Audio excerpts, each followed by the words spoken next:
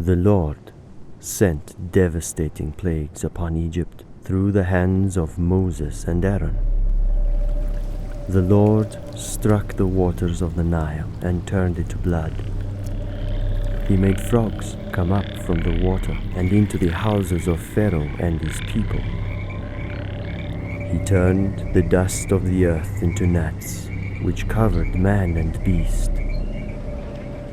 He sent great swarms of flies into the houses of Pharaoh, and the land of Egypt was ruined.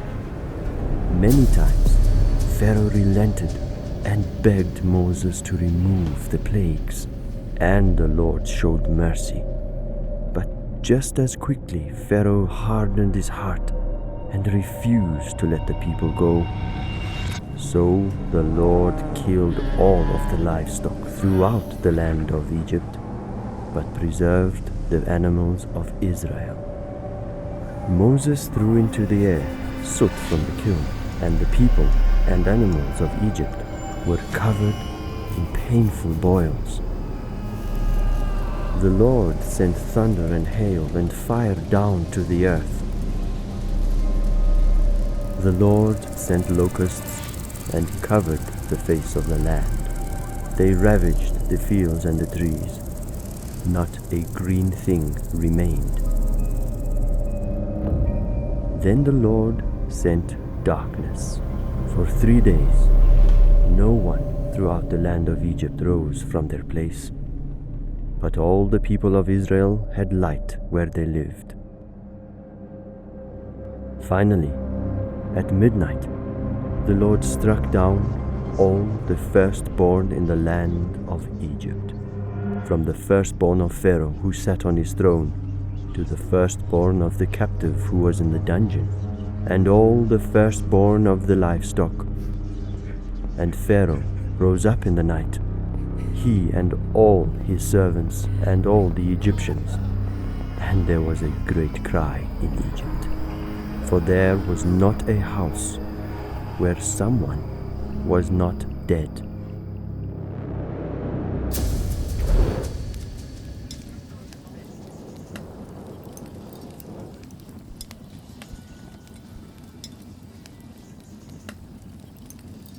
When you think of the Exodus story, the 10 plagues come to the mind of everyone who's ever heard this story, and they culminate in the death of the firstborn. How does being here impact the way you think about that pivotal moment in their history? One of the details of the death of the firstborn that haunts me, and it's hard to imagine what that must have been like and felt like for every family in the country on the same night to have the firstborn male in their family die. And it talks about how the nation cried that night and what the wailing must have been like, especially in more populated places. Now, God did that. Yeah. That wasn't something that just happened to a people, this strange kind of pandemic that spread through Egypt. God chose to inflict them with this. God is demonstrating his justice. Pharaoh has been oppressing the people of God. He's been murdering sons of Israel by having them put to death, thrown into the Nile. It's a form of genocide.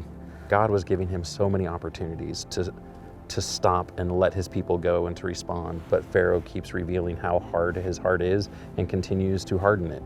God has been asking him to let his people go. And even with the 10th, there was a warning. From the very beginning, right? Yes. He had told Moses, Israel's my firstborn son. If you don't let them go, I'm taking your firstborn. Right. So there's always this calculated justice, compassion. He's going to deliver his people, but he's going to punish the ones who persecuted them. You're a father. We've all experienced death in different ways. You can't make it through life without being touched by it. But you have sons. I have sons. In fact, you've lost. I've lost sons. Yep. But losing the firstborn, can you talk a little bit about emotionally what that would be like, but also what would it do to the family dynamic in that time period to lose your firstborn? Well, everything changes. I mean, there's so much responsibility and blessings that are given to the firstborn because it's assumed he's going to take over in that patriarchal way. And so that shifts, especially in ancient cultures. God has broken Egypt. And it hasn't just been a judgment specifically against Pharaoh. God also is revealing this is a judgment against the gods of Egypt. He's demonstrating that he is exalted above what the Egyptians are worshiping, that he is not like them, that he alone is God. And so there are multiple levels. God is still compassionate and merciful and patient, but that patience has an end. And as traumatic as that was, it was not arbitrary.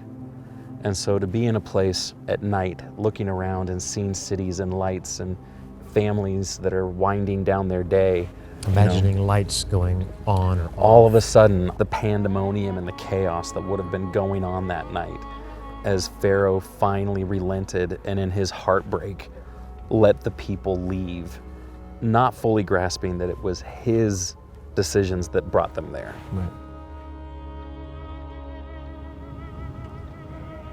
Every man shall take a lamb according to their fathers' houses, a lamb for a household. The congregation of Israel shall kill their lambs at twilight. They shall eat the flesh that night, roasted on the fire, with unleavened bread and bitter herbs they shall eat it. Then they shall take some of the blood and put it on the doorposts and the lintel of the houses in which they eat it. The blood shall be a sign for you on the houses where you are. And when I see the blood, I will pass over you, and no plague will befall you to destroy you when I strike the land of Egypt.